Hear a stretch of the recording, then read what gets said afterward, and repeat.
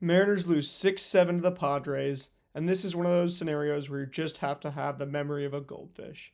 Welcome to the Dom Skiing Channel, your one-stop shop for the Mariners storylines on Seattle's minds. And last night, I didn't get the post game out for you guys. This is the first time I haven't done the post game on the night of the game, and it's because I decided to just go to the gym, blow off some steam, let cooler heads prevail. At first after the game, I'm thinking, man, what could we have done differently? What could the Mariners do differently so that this type of loss doesn't happen? And then I realized there's really not much that you can do. I mean, you are going to blow a save at some point during the year. It sucks for it to be on the 19th game of the year pretty early on. Last year, Andres Munoz didn't blow a save for the first 2 months of the season until late May in Minnesota. But this year, it just happens a little bit earlier. There's some things, you could be worried about, some things that you could look at to improve, but there's also so much good in this game that you've got to look at that. And there's also a lot of stuff going around today on Mariners Twitter, and I'm just going to give you guys my kind of take on that. So starting out with the game, right? The Mariners actually have a 280 expected batting average. Not the best they've had this year. Had some games in the 300s recently, but a very good game nonetheless. Scored 6 runs on 10 hits. The Padres just a little bit better. 7 runs on the same number of hits, 10, and just 7 points lower on expected batting average. So it can go either way at that point, absolutely. And you can't really feel too bad about it. You look at the box score in this game. I mean, it's full of hitting by Mariners. Luke Raley with a career night. I mean, I was gonna have the other title and thumbnail I was working on was Luke Raley's career game. That was going to be it on Jackie Robinson Day, which, by the way, in the pregame yesterday, I didn't get to say happy Jackie Robinson Day. It's awesome to see the 42 every year, right? There was so much to like about this game, so much to enjoy. Emerson Hancock with another quality start, and even the Mariners had San Diego throw 186 pitches, which is, by my estimation, that's exactly what I'd like to see. Now, you still lose the game. And, but we're going to talk about some of the good first. So Luke Raley, 4 for 5, 2 runs scored, a double, a homer. So finishes the triple shot of the cycle. And then 2 RBI and 1 strikeout on 3 hard hits. Despite by far the worst in-zone contact rate in the majors. I put by far, I got just twice to emphasize it this season. He's doing incredible damage when he does connect. He's 8th in the MLB in barrel rate. Now, that is a stat that you'll find Mike Trout, you'll find a whole lot of the hot hitters, Jordan Walker, guys like that at the top of that leaderboard right now. That's a sign for who are the hottest hitters, who are squaring the ball up the best. But it's not usually a stat of like, if you're barreling the ball up a ton, like it means you're seeing the ball well right now and stuff. It's not something that always stays the same for the entire season. If you see somebody who just hasn't barreled up a ball yet, I'm sure you find Cal and Julio toward the bottom of that leaderboard. That's where it's like, oh, these guys are probably going to barrel up the ball at some point, and it's going to get a whole lot better. So that's 8th in MLB in barrel rate. That just shows how well he's been seeing the ball so far. Doesn't mean it's going to keep going that way, but you write it while it happens, obviously. And he's got no fear right now. The thing is, he is whiffing the worst in zone contact rate. He's the worst in a whole lot of certain stats about making contact in the zone. And, he also has the worst zone swing and miss percentage and whiff percentage in the MLB by a lot, but it's working. And part of it is that he has no fear. There was the quote on the broadcast that Angie Mentink had last night about this being a game of failure. This was a quote that Luke Raley gave her, which is like, it's a game of failure. And I'm paraphrasing, but he says, it's a game of failure. I know that I'm going to fail a whole lot, so just got to keep going. I can't get too emotional. And that's exactly what this channel's values are. It's to go 1-0 every pitch, stay stoic, and give all glory to God, and then you can't lose. So when Luke really sees that, you can't change if you fail, but you'd better play like, you can't play with fear. You can't play with fear of failure. And that's really what's going on with Luke Raley right now. He is loose. He knows that he's going to swing and miss a whole lot. That's kind of who he is at this point. But when he does connect, he's going to do that damage. And right now it's working. So keep breaking the advanced metrics as long as you can, Luke. And don't slow down now. You've got a 339 average and a 1035 OPS regardless. Getting into Emerson Hancock's start, you can see here is the pitch plot of exactly where he's putting it. So the sweeper, obviously, he ends up with a few way outside sweepers every game. So, maybe a couple of these would be in on the lefties, but a lot of these are just way outside of the righties. That happened a whole lot. His last start on Friday against Houston happened tonight a good little bit, but not too much. Doesn't finish with too many walks tonight. The four-seamer up there with the cut action, he's able to throw this four-seamer high with confidence, and it works as well. Then he's able to mix in, these change-ups, a couple of those. Doesn't quite have the feel for it yet. Then a whole lot of sinkers. That was actually his dominant pitch tonight. So we're seeing him favor the sinker over the four-seam fastball. Then just a couple cutters mixed in there, the brown as well.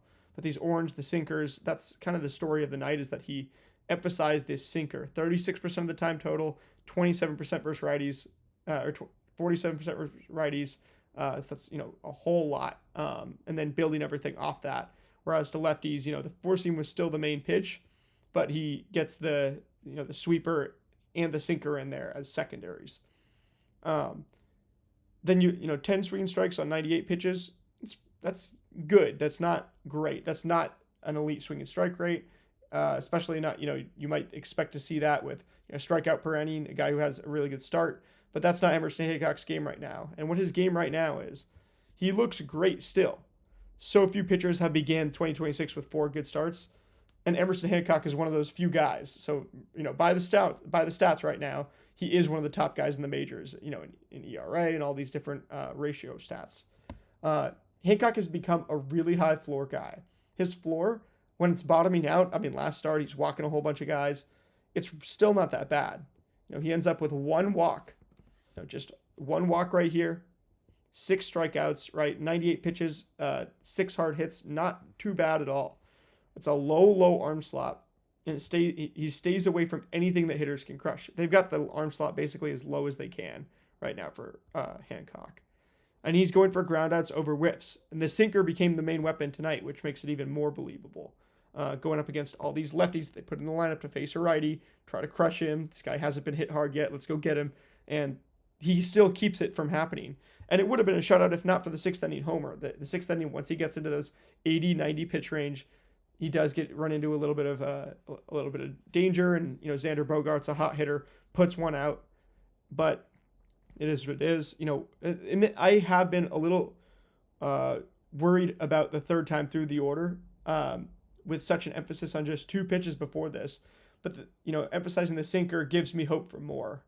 He has weapons to both sides of the plate, and like the changeup, he only throws a couple times here. He throws it 5% of the time, 5 times total. So maybe he's not comfortable with it yet. That was his best looking pitch last year in terms of the fastballs really weren't there for him. The changeup kind of was still, and it was like a strikeout weapon. So if he that would give him the real strikeout weapon to the lefties that are put in the lineup to go against him. That would be kind of the one thing that you want to see coming back into the fold. And then the curveball, this is interesting. I think on Savant they mixed it in with the sweeper, because you see Savant just hasn't thrown this sweeper 26 times, doesn't have a curveball on here. But as I was watching the start last night, I'm like, that looks like a curveball. And, they're saying it's the sweeper, but it looks like a sweeper that's not sweeping. And he's throwing it like repeatedly. So I'm like, okay, that looks like a curveball. And you go over to Pitch Profiler, which shout out to them. They make some of these breakdowns. And I liked their breakdown for Hancock last night. There's a whole bunch of these different ones, but I really liked theirs, for Hancock State in particular last night. You see these different arm angles on the pitches, which is cool and stuff, their Stuff Plus model, in terms of how good these pitches are and stuff, just based on the actual stuff.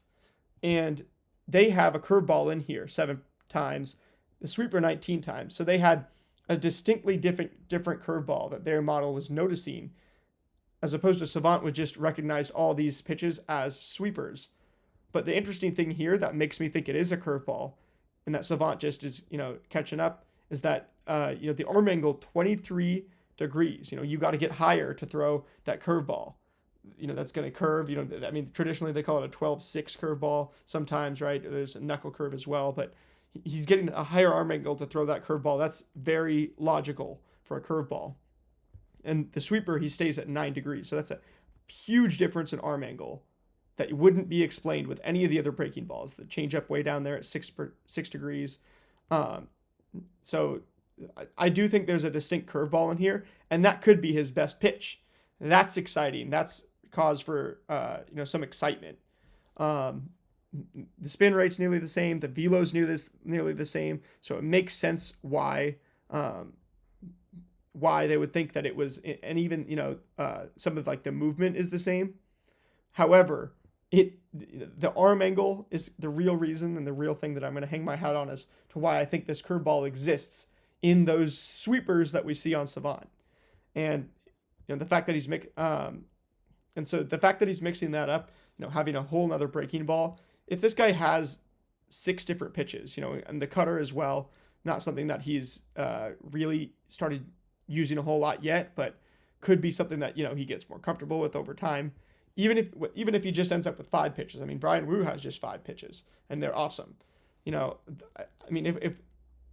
Let's see if the change in the curve can distinguish themselves within the next 4 starts, and if those become things that we can clearly see are helping him, that might be the difference between a top 30 and a top 50 ceiling. Top 30 being like, okay, you can be, you can be as effective, like a different version than any of the Mariners pitchers right now. But like being a low floor guy, it's distinctly different than what these other pitchers are offering, on the Mariners staff. But he could be a top 30 guy. He could be like Bailey Ober when he was at his peak. Although I don't know if that's the best comparison. He was like 6'9" and stuff, but throwing similar velocity, similar like low arm slot, and was really consistent, maybe except for a few blow up starts in recent years. I don't know. I think that Emerson Hancock can be a top 30 guy if he has all the curveball and the changeup working for him, as well as the sinker, the fastball, and most notably the sweeper, which he's added this year.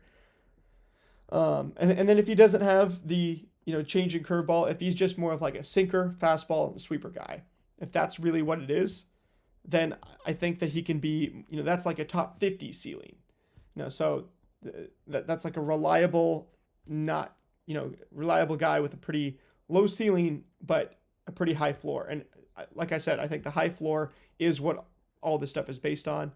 Shout out to Pitch Profiler who put this thing out. Their caption was, the Mariners might actually be pitching geniuses. Emerson Hancock continues to shine with his new arm slot and retool arsenal. And yes, the Mariners, I would give a lot of credit to the Mariners for what they've had Hancock do. They've been very aggressive and in like making changes to him. And it hasn't worked out, for years before this, necessarily hasn't quite got there, to where they want it. But these tweaks that they've been making over the years that are small and big have, I think, finally got him to something, to a really quality big league pitcher and starter, which is like, it's pretty awesome that the Mariners were able to do, the Mariners had a great plan. Hancock is the one executing it, and he deserves all the credit too, but the Mariners development staff for giving him the weapons, for believing in him, giving them these, like not every organization would have those insights. And he's also the face of our thing that we've been talking about all year, where, you start behind the baseball, right? It's like, oh, you get behind the baseball, throw it hard, right? Cause as much spin as possible. He is cutting the baseball. He's getting on the side of it. He's cutting his fastball. That horizontal movement on the fastball that and the sweeper are really the 2 big developments so far that have made him so effective in what he is right now.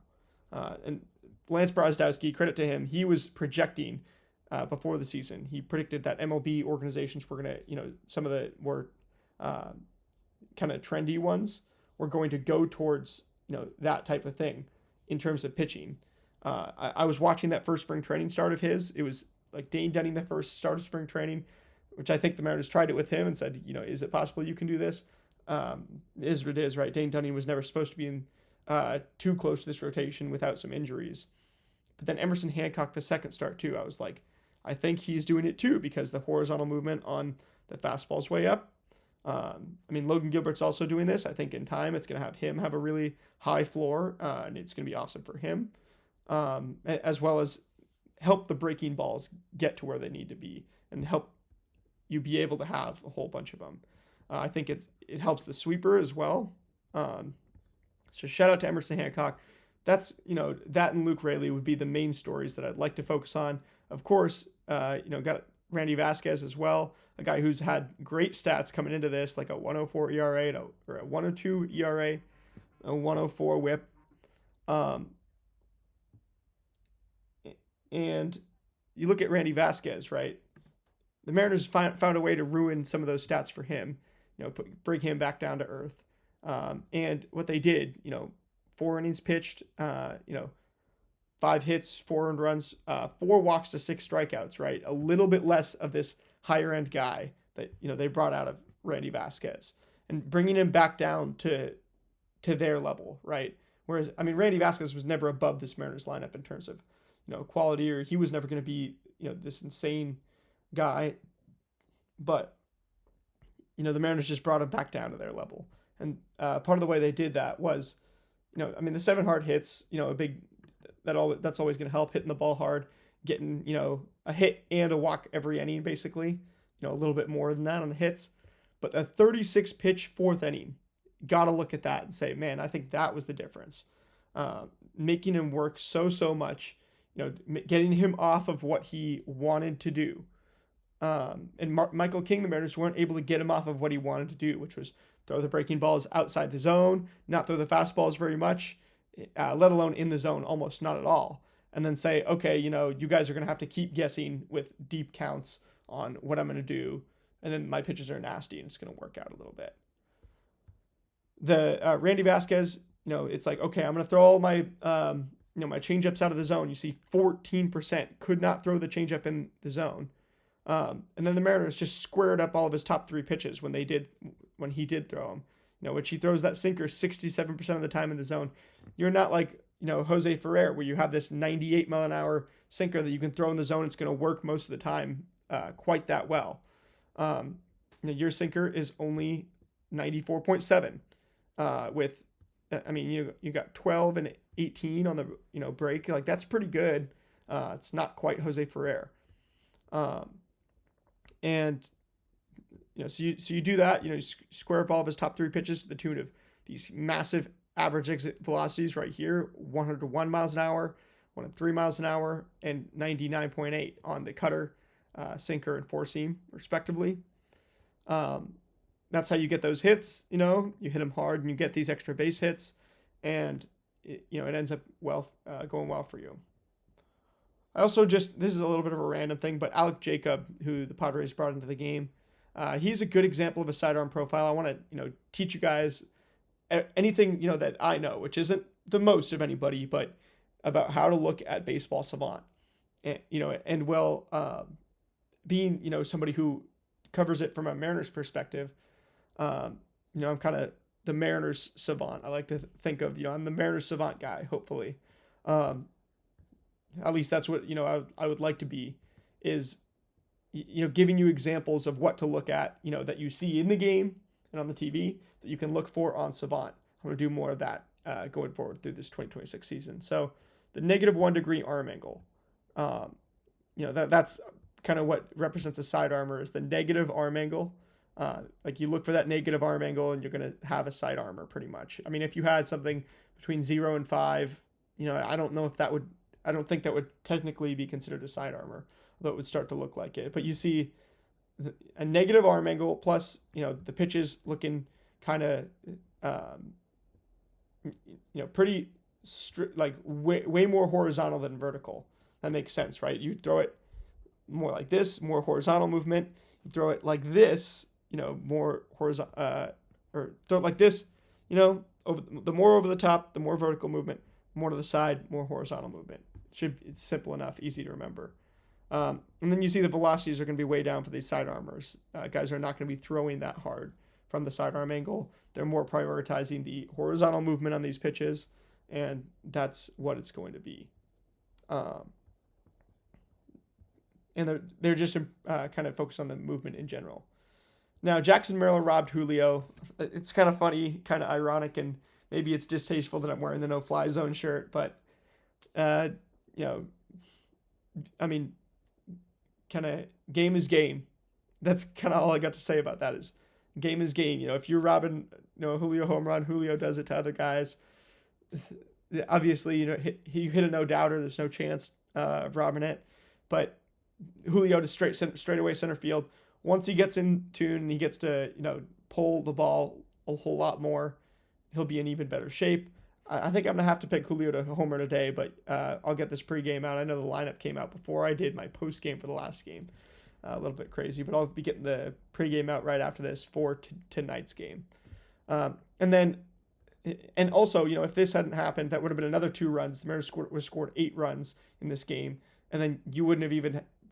Maybe you wouldn't have even had the ninth inning. You could have still won 8-7, which of course we've got to talk about the ninth inning, which is what this game is going to be remembered for, and this is why you have to have the memory of goldfish, and you have to basically, just flush this game, despite all this good stuff. So you've got all these high expected batting averages. Other than, Machado walks, then, you bring Andres Munoz in to close this thing out, who, is your closer, is one of the best in baseball, didn't, miss a save chance until, again, late May of last year. So, Andres Munoz, getting into late May of last year, 2 months without messing up a save opportunity, a third of the season. This year, it's coming at the beginning of the season. It's unfortunate, but his pitches, do they really look that bad? Still having the horizontal break, still having the vertical break. The velocity actually a little bit up in this one. I know that there has been some deteriorating velocity at some points with the, just like the slider looking more like an 84.5 mile an hour slider than that 86.7, right? But not in this start. It was like 89 at one point even.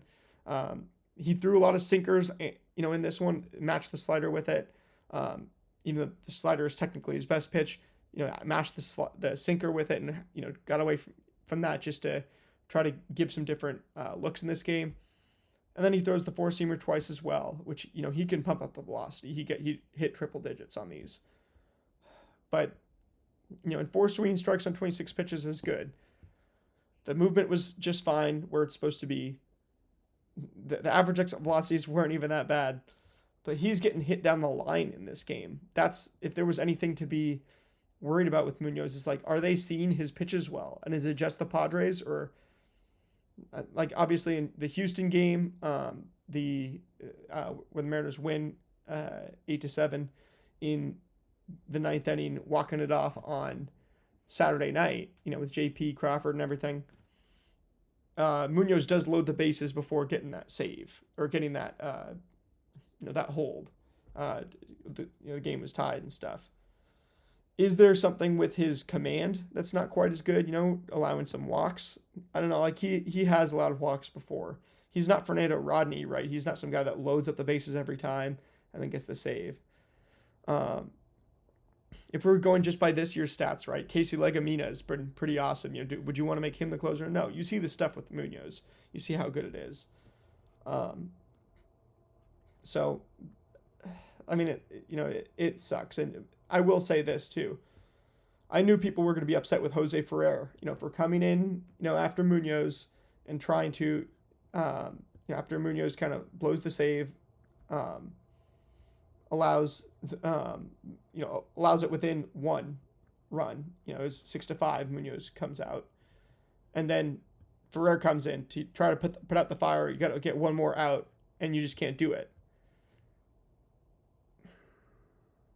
Which, you look at this, it's like, okay, he allows this double to Jackson Merrill, 750 expected batting average, but if you watch it, Merrill gets lucky. It bounces on the outside of the white chalk on that line.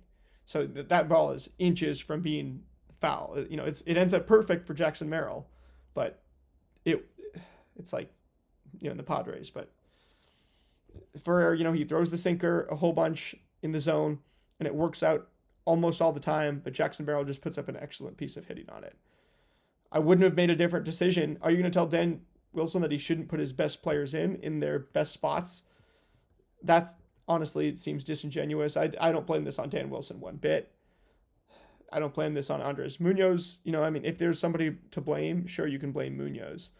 For allowing the runs. But again, I think the Padres just put up a really good battle. It is what it is. Then Jose Ferrer, comes in for one batter. That batter hits it on the outside of the white chalk. And then Randy Rosarena, right, bobbles the ball as he's trying to make a throw home to keep the game tied. Which at that point, the momentum was just compounding against the Mariners. And I truly believe that the momentum compounding, right, it's like, okay, yes, bad momentum, bad loss. This is why, memory of a goldfish, flush it. I don't care. I do care, but it does not help us today to care. It does not help us today to, you can have a little bit of a chip on your shoulder if you want, but I think it's better to stay stoic. And there's nobody who represents that better in a lot of times than Mariners broadcaster Angie Mentink, who there's been a lot of talk about, she's one of the main people. She has been for a little while now, but it's like, I love Angie Mentink. I think she has great insights. There's I don't think she's the best broadcaster ever. I think she's imperfect in such an endearing way that it's like you want to listen with her. She's really fun to listen to. She's not the most classic, been doing this for 20 years, but she has been doing it for quite a while too, is the funny thing. More than most of the players in the team have been here. And I'm just going to read you guys what I sent to a couple other Mariners creators, when I was just texting them back and forth. And what I said was the real problem here is that there's no one to blame for last night's loss. Munoz gave a bunch of runs, sure. His velocity was actually up. Dan trusted his best arms in the bullpen, as he should. So people who are upset about this or other things going on in their life and needed to project it onto something went for this. However, the best part about Angie is that she has a clubhouse mentality. She stays stoic, never too high or too low. And the silver lining is that maybe what she has to say will be watched closely, and this could actually become a moment national appreciation breaks out for her. I hope people are watching and listening to what Angie Mentink says more closely tonight than ever before. And if you're unfamiliar, what happened is that somebody posted a video that they took weeks ago at a Mariners game of Angie Mentink on her phone looking something up on AI about what are some good questions to ask after a baseball, ask after a loss of a baseball game.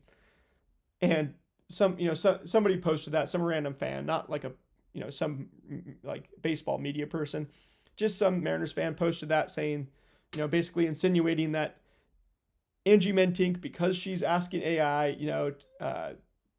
what questions are good after a baseball loss, means she doesn't know how to do her job correctly, or maybe, means that she needs to rely on AI, which is funny because she's been doing this for a while. She's got some of the most human insights in this game. She has some of the most imperfect human insights in this game. She's not like a rigid analyst at all. You can say a lot of things about Angie. Sometimes she talks about something like a whole, for a while, and you can even kind of lose track of what she's saying, but it's still really interesting, I think. And I appreciate that she does that. Sometimes I'm like, oh wait, what exactly is she talking about? It sounds really interesting. But that is the best part, is that she's human. She's very human as a broadcaster. She's saying, as somebody, her perspective, as somebody who has been on a diamond before, and somebody who has a clubhouse mentality, a true 1-0 mentality. She would be an excellent guest on the 1-0 podcast. I would love to have her someday. And that's kind of the best part about it. So if people are to actually go and listen to what she says with, their human brain turned on, I think they'll really enjoy it. And I think that the more attention that she gets, it's almost like there's no such thing as bad press for Angie Mentink, because the more people actually listen to what she has to say, it's going to turn out well. Shouts out to Angie Mentink. Can't wait to see. And what she said, she just said, "Oh, in all seriousness, I didn't, think too much of this." Um, like she kind of responded to kind of going viral, as a whole bunch of people are now posting it and having opinions, but most people are like, whatever, right? And obviously she's had her, her health struggles. With, suffered a stroke this off season, which God willing and God bless, she's in good health now. But it's like, her using her resources, using all the resources available, shouldn't. I mean, I don't see anything wrong with that. Asking AI, things, like if it's reflected in the way you do the job, that's very milk toast and bland. That's one thing. If she was a very bland broadcaster that didn't ever, like, was very, kind of the most boring, plain broadcaster, that would be one thing. But one thing you can't say about Angie Mentink is that she is a plain broadcaster. She's very, very colorful with her color commentary. It's very, like, interesting. Whether you like it or you hate it, you watched, as the quote goes. And she said, earlier this season I experimented with it to see if it had any questions to add to my list for my post game coverage. It referring to AI. She said, we've come a long way from pen and paper when I started in 1997. Always learning. She's always learning. She has a very human, not rigid, colorful perspective on baseball. And so, her using AI, it would feel weird if something came out of Angie Mentink. It came out of her color commentary that wasn't colorful and insightful and very human, which can be flawed, but in a way that is better to listen to than something that is, robotic. Anyway, and I'm somebody who makes mistakes all the time. I do things all the time that are very human, when I analyze these things. I try not to just look at the stats and just look at the numbers, but of course I'm going to use every bit of data available. You bet I'm going to use every bit of technology available to me, that that I know how to use and that I think to use. And if I think to use something, like, why not check what that thing has to say? I mean, we're in an age where any way that you can compete, right? Anything that you can possibly get an advantage on, is awesome. And really, when you explore this conversation down to the nuts and bolts of it, I think it is kind of interesting because if you were to say, oh yeah, like somebody who uses AI, right, it's reflected in their work, and their work is going to be less interesting and less human and less insightful. It's like, yeah, I could see that, except it's definitely not the case with some people who just use it as something to, like, I'm going to confirm that this was the thing. That this was what I think it is. Or I'm going to use, just see what this has to say about something. I could go on about this, forever. I'm sure it's going to keep going on Mariners, Mariners social media and stuff for a long time, but I'm not too worried about it. It is what it is. It's fun, and man, I can't wait to hear what Angie says. Tonight it'll just be very human. It'll be something that AI could never come up with, and that is why she is, I think, one of the more underrated voices in baseball media, and in MLB broadcasting. And I hope that all the eyes are on her and all the ears are on her, and people realize that she's actually one of the most human voices in the space. And that won't change whether she did decide to use AI, to ask it anything, about questions to ask or not. Anyway, I will see you guys with the pregame for today, and obviously the postgame after tonight. And remember, as long as you go 1-0 every pitch, stay stoic and give all glory to God. You can't lose. Go M's.